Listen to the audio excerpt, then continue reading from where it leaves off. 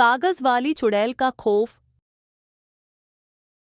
लो भाई बब्बन, बन गई तस्वीर। जरा देखकर बताओ कैसी बनी है। अरे भाई मोहन, मेरी सलाह मानो तो तुम रहने ही दो। एक पेंटर बनना तुम्हारे बस की बात नहीं है। हाँ, तुमने सही कहा, मुझे भी कुछ ऐसा लगता है। खैर, आज शाम की गाड़ी से मैं शहर वापस जा रहा हूँ। कुछ जरूरी काम आ गया है।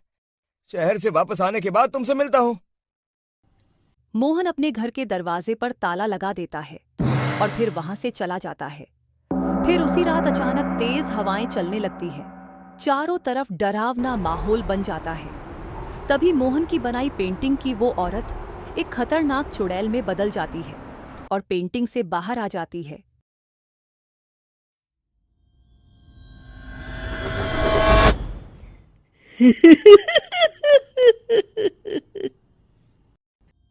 चुड़ैल घर के बाहर चली जाती है।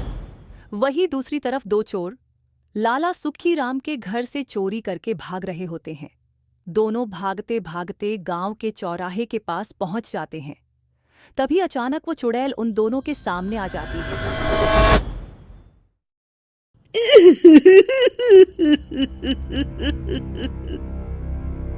अरे मर गया रे, ये चुड़ैल कहाँ से आ गई?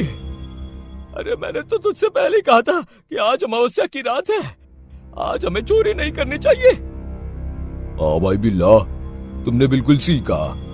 जरा इसके दांत तो देखो, कितने बड़े हैं। चुड़ैल उन दोनों की तरफ बढ़ती है। अरे चुड़ैल दीदी, तुम चाहो तो ये सारे पैसे और जेवर ले लो, लेकिन हम दोनों को कुछ मत करना।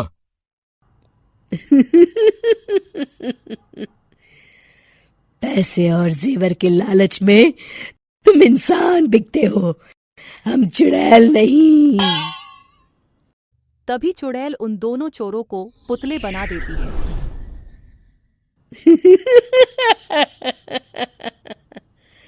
मैं किसी को नहीं छोड़ूंगी, अब कोई मुझसे नहीं बच सकता।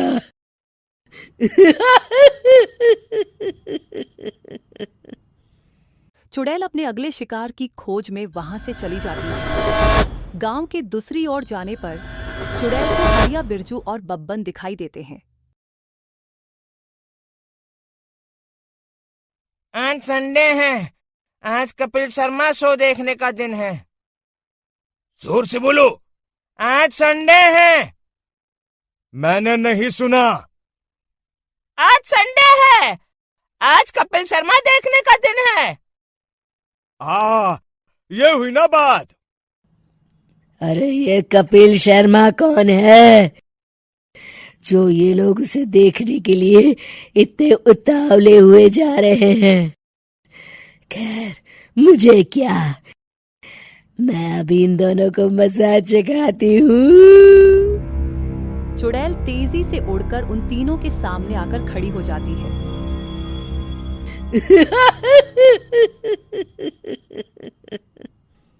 कपिल शर्मा शो बाद में देखना, पहले मुझे देख लो। बब्बन चुड़ैल को देखते ही पहचान जाता है।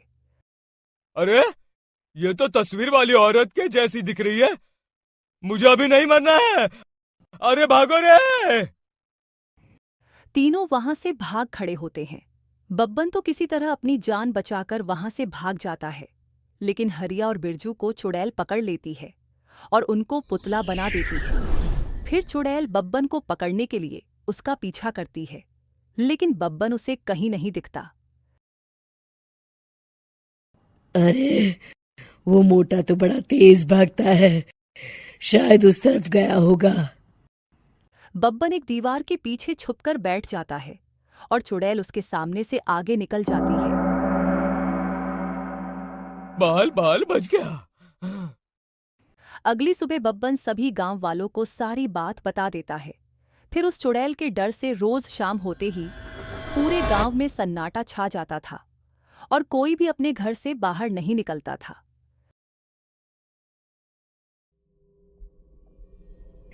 अरे ये क्या हो गया, इतनी देर से घूम रही हूँ, अभी तक एक भी आदमी नहीं मिला। अरे कहाँ मर गए सबके सब। चुड़ैल वहां से चली जाती है। इस तरह कुछ दिन बीत जाते हैं। फिर एक दिन मोहन गांव वापस आता है। बब्बन उसे बताता है कि उसकी बनाई तस्वीर से एक चुड़ैल बाहर आ गई है। मोहन समझ जाता है कि ये कोई आम कागज नहीं है। वो जो भी उस कागज पर बनाएगा वो असलियत का रूप ले लेगा।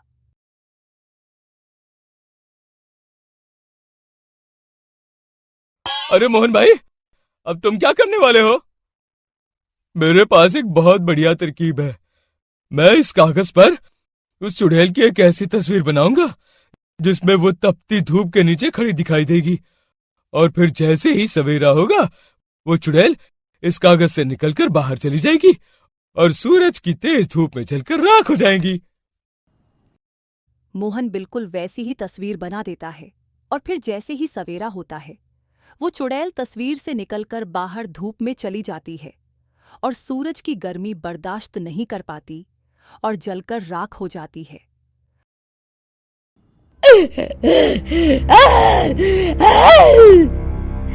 ये मुझे क्या हो रहा है? मैं सूरज की रोशनी बर्दाश्त नहीं कर सकती।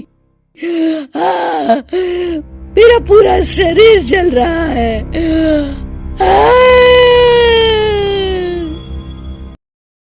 और इस तरह चुड़ैल के जलते ही पुतले बने लोग इंसान बन जाते हैं।